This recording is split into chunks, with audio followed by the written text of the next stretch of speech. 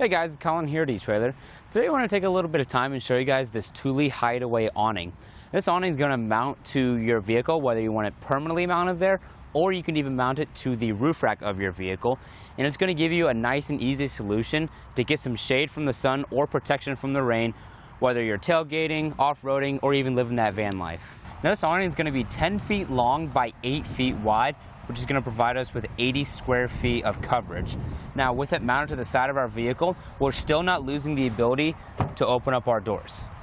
Now when it comes to setting up your awning, personally, I think you should always angle it where it's sloped away from the vehicle. That way if you experience any rain, it's going to prevent it from pooling up on top of your canvas, and that could possibly leak over into your vehicle. Now if you'd rather have it more level with your vehicle, all we have to do is come to the other side of this leg. We'll loosen up that knob. Now you can just raise or lower it to your desired height.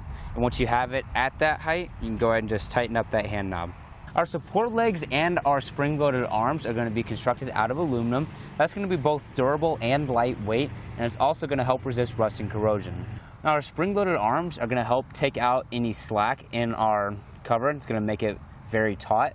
That tension is going to help prevent it from billowing in the wind. Now with our current application, we did make sure to scoot it up enough to where we would still have access to our trunk. Now as it opens, it will come into contact right at the top, just barely, but it's still more than enough space to grab anything we need out of our trunk. The front shell of your awning is going to have a slot, so you can insert any type of add-on accessory, such as if you want some more shade from the sun, or even a rain blocker. What's also great is that we have these lockable end caps on the back of our mounting brackets. That's going to help make sure to deter theft. We'll just unlock it, show you the inside, insert your included key, unlock it, and then we can pull the end cap off. Now, if you're using a platform lock like the one we have right here, it may be a little bit difficult to get the end cap on and off just because it slides under the bracket. And because the bracket's making contact with our platform rack, just kind of wedged in there. There's nothing to worry about, just might provide a little bit more of a hassle for you. So when we get it off, you can see our brackets on the other side, our bolts holding the awning to our bracket, and our T-bolts right here in the slots. You also do want to keep in mind that these brackets are sold separately. If you want to mount this to your roof rack, this is something you're going to have to pick up as well. Now an awning we got here at etrailer that is pretty comparable to the Thule HideAway is going to be the Rhino-Rack Sunseeker awning. There's going to be pros and cons to both of them.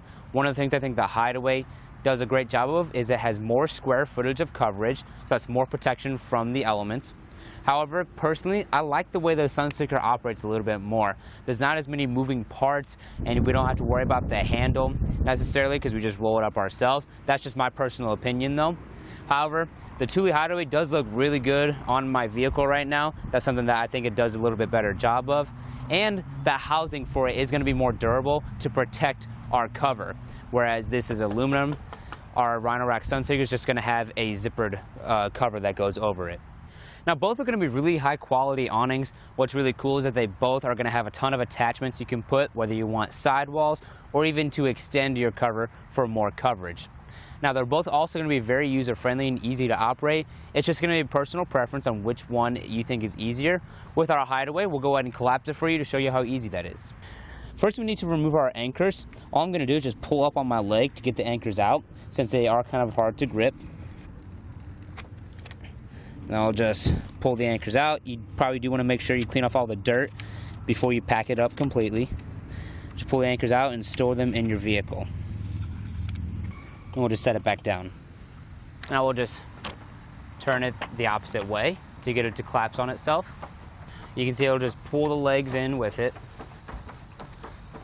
We're going to keep going until we're about 2 feet away from having it completely stored. Now we're going to stop here and fold our legs back in. You want to make sure you collapse them back to their original size. Again, make sure you clean off that leg before you store it completely. Doesn't have to be perfect, just want to get all that loose dirt off. We'll just fold it up and get it stored. We'll do the same for the other side. You can see that it fits right into these brackets right here to help them stay secure for storage. And I will just crank it back up all the way.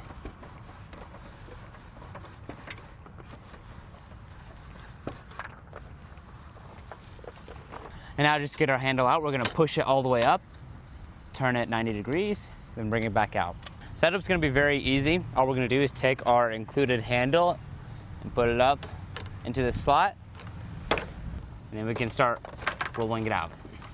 We're gonna go till it's about 2 or 3 feet out. Now we're gonna stop, set our tool down, then we're gonna come in and unfold our legs.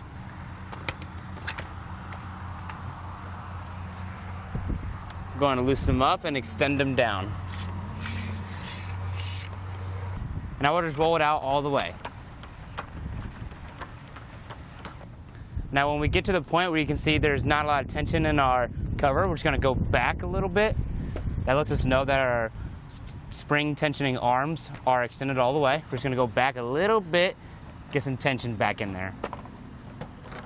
From there you can leave it be. Now we're just going to adjust our legs so that they're perfectly up and down. What we're going to do is loosen it back up. Bring it up here. You want to make sure that foot gets flat on the ground. And like we said, you do want to make sure you adjust it so that it is slightly sloped so that water doesn't pool on top. Do this for both legs. Now we can stake down both of our feet. Just take our included stakes and push them as far down as you can get it. If you can't quite get it with your hands, you can either use your foot, or you can even just take a small hammer and lightly hit it down the rest of the way. I'm just going to use my foot, press down. Now it is going to be a quick and easy assembly and installation.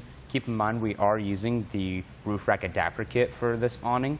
We're going to use a T-slot option, but it also does come with that clamp-on option for any roof rack where you don't have a T-slot. So with our bracket, we've already got the T-bolts installed with flat washers and lock nuts on both sides. So what we're going to do is take all 4 of these and slide them into the T-slot of our awning. Now at this point we need to make sure we have the correct spread between our brackets. This is going to come in handy for when you're dealing with your 2 crossbar roof racks, but because we're using the T-slot of our platform rack up there, the spread doesn't necessarily matter as much. You do want to make sure that it is over 36 inches. So we're just going to measure center on center. Just get a nice round number. Again, make sure it's at least 36. Now it is going to come with this small tool to be able to tighten down these lock nuts. However, it would take a little bit of time given the size of it. So we're just going to switch to our 10mm socket and tighten down all 4 lock nuts. And now we're just going to get these T-bolts installed. This is what's going to hold our brackets into the T-track of our platform rack. Now usually if you're using crossbars, you're going to want to put them in the holes right here so that it's vertical. But because our T-slot runs the length of the vehicle instead of the width, we're going to install them right here so that it's running the width. So now we'll just grab flat washer and the lock nut. Get that on there. We'll do that for both sides.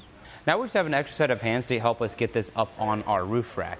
So we're just going to pick it up, and then we're going to take those T-bolts and get them into that T-slot.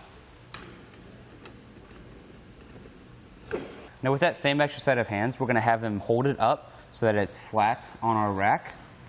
We're just going to tighten down our lock nuts. They are going to be used for a 10mm socket, or you can just use the tool that comes in your kit. Now it doesn't have to be too tight, just get it kind of snug and then move on to the next one. And you don't want to forget to put your end caps on either. And like I said earlier, if you have a platform style rack like this one, you may need to wiggle it around a little bit to get the end cap on.